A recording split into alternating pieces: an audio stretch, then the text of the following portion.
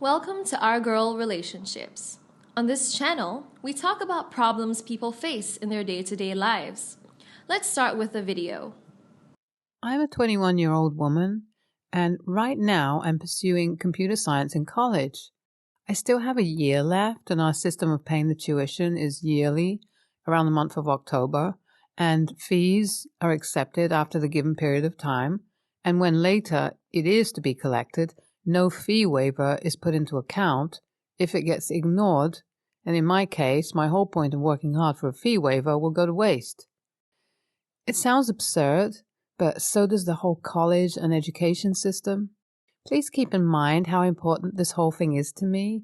I'm very focused on my career up to such an extent that I sacrifice my whole social circle for this degree.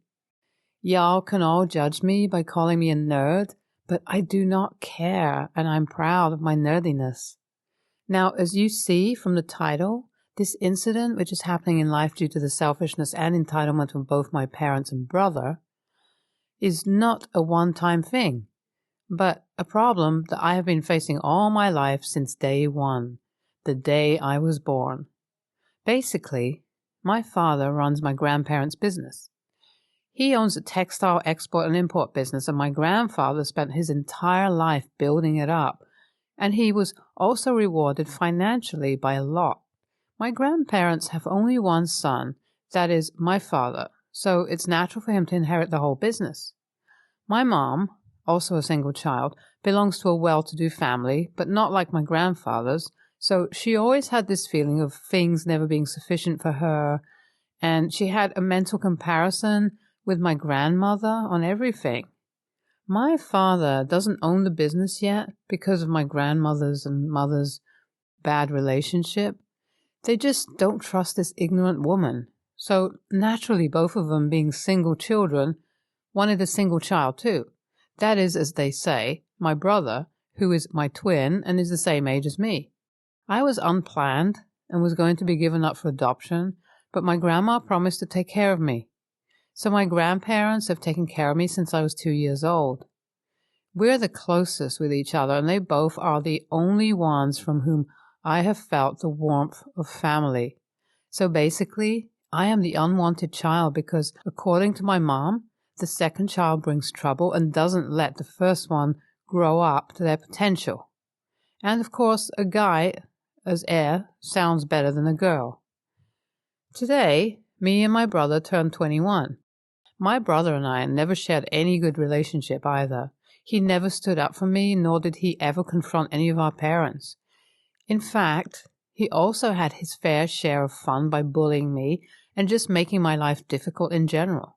Even if we're the same age, the only difference is I'm actually working towards something that will make my worth, and he is a high school dropout and takes up the job of rich playboy dating middle school girls.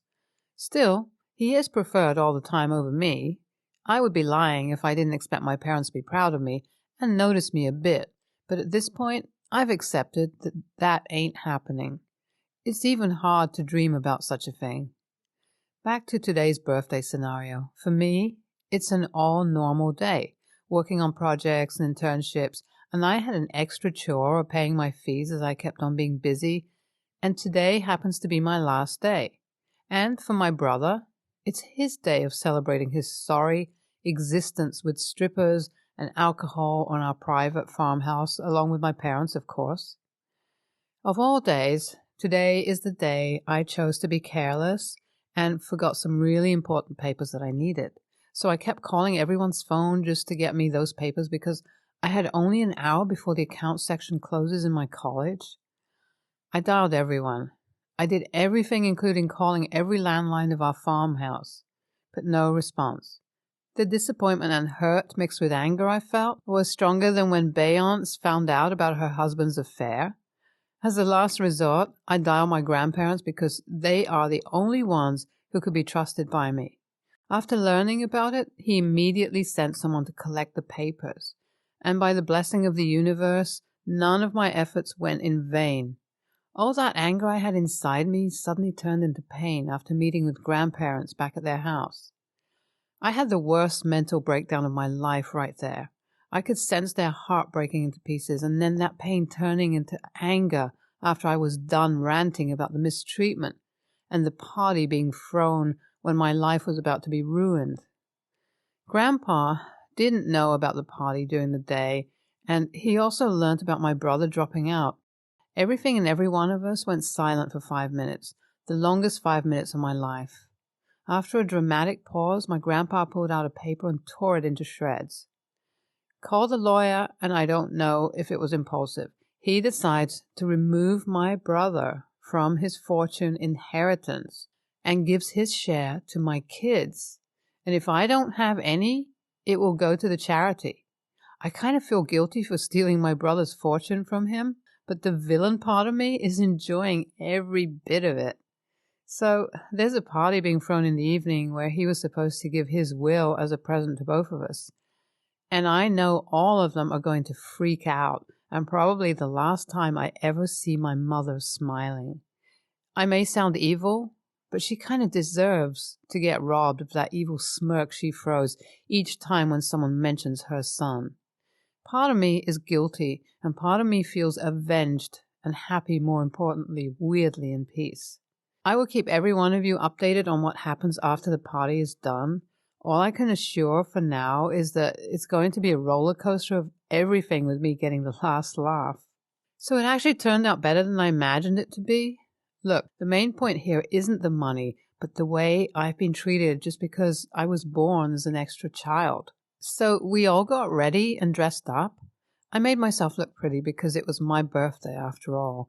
I needed to have my share of fun too.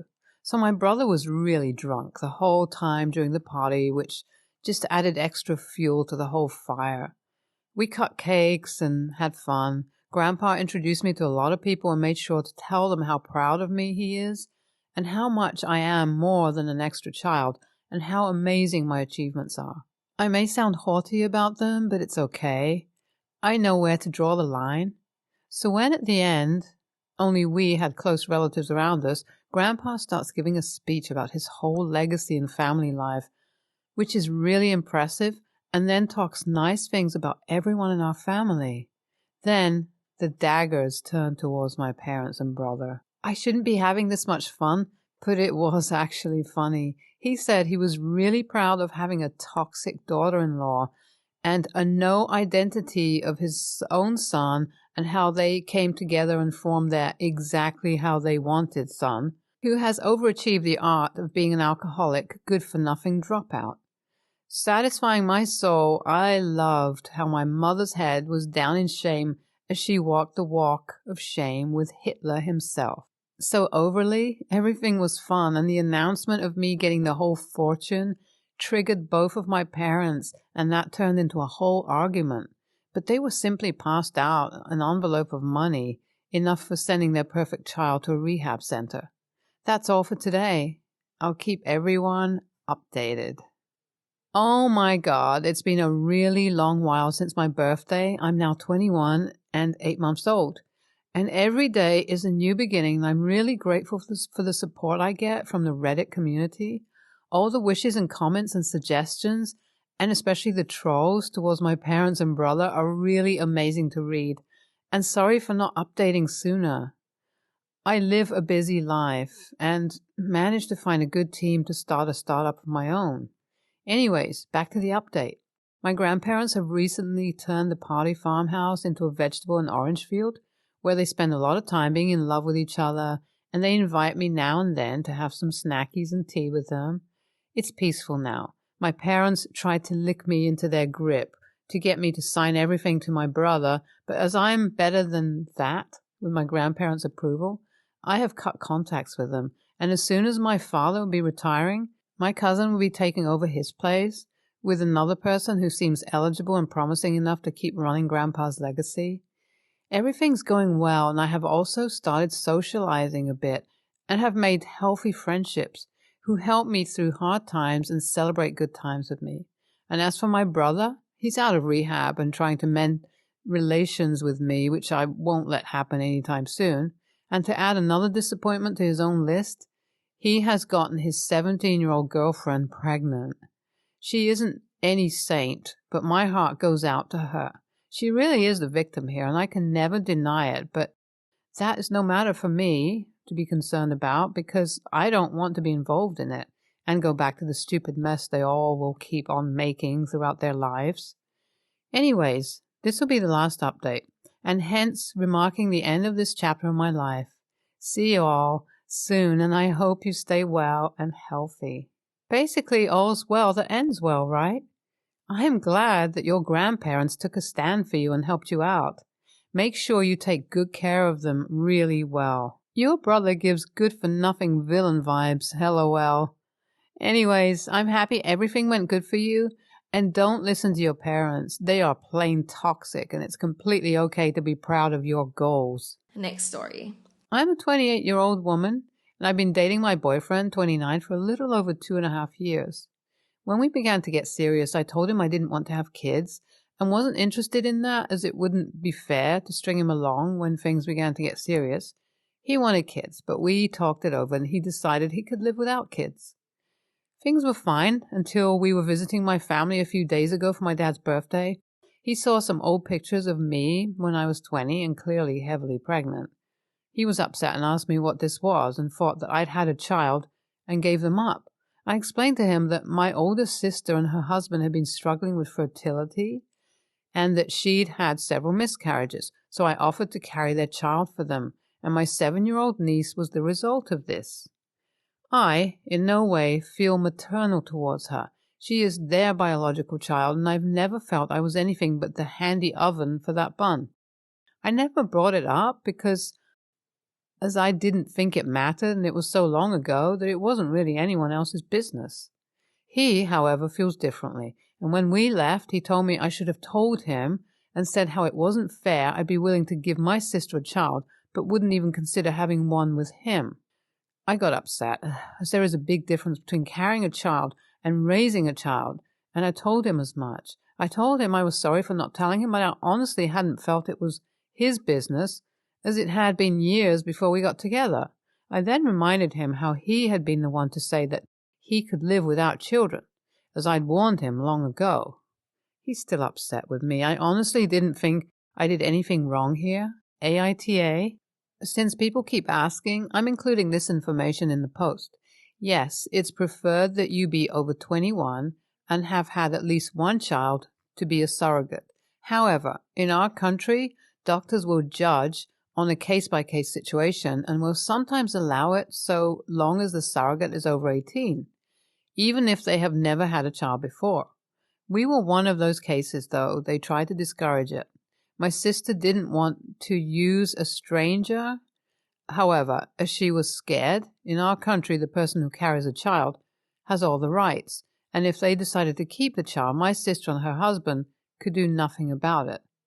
I was someone she trusted. I'm going to say ESH here, and downvote me all you want. Here's why. You and boyfriend discussed children, and you had to assume that he would see those pictures if he stuck around long. Your pregnancy should have been mentioned. He reacted on a big scale, and that is understandable, but he is basically saying, you had a baby for them, you should be willing to have one for me too.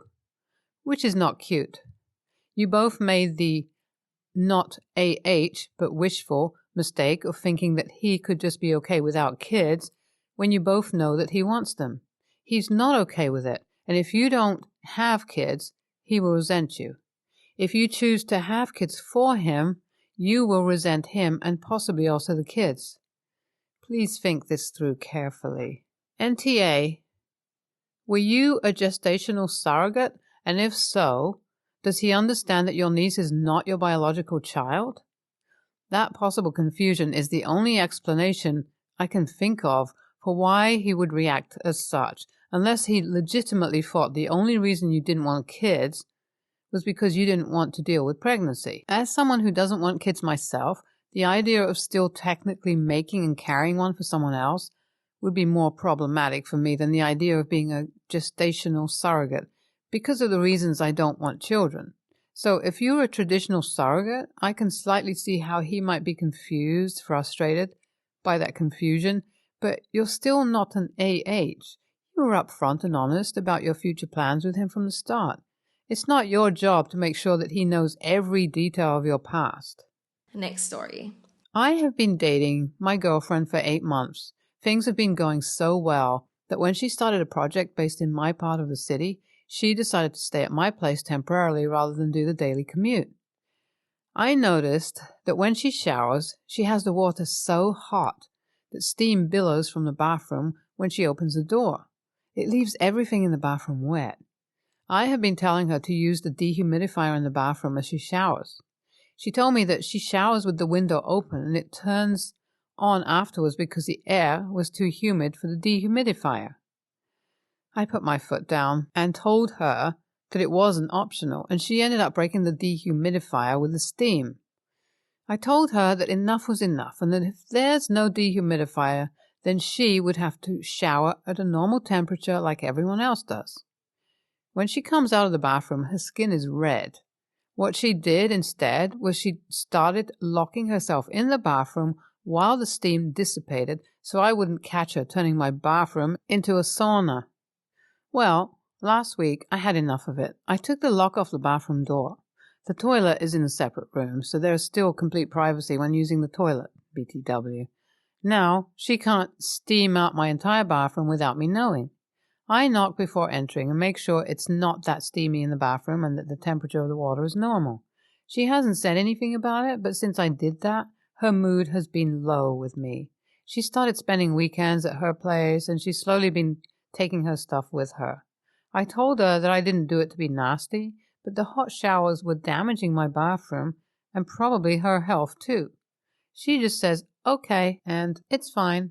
I'm a controlling a-hole, forced my girlfriend to break my dehumidifier after she warned me it would break it, and then blamed her for the damage anyway, took the locks off the door, and I'm treating her like a toddler that can't make her own decisions. Now I'm surprised because she's slowly moving out and doesn't want to put up with my controlling behavior anymore.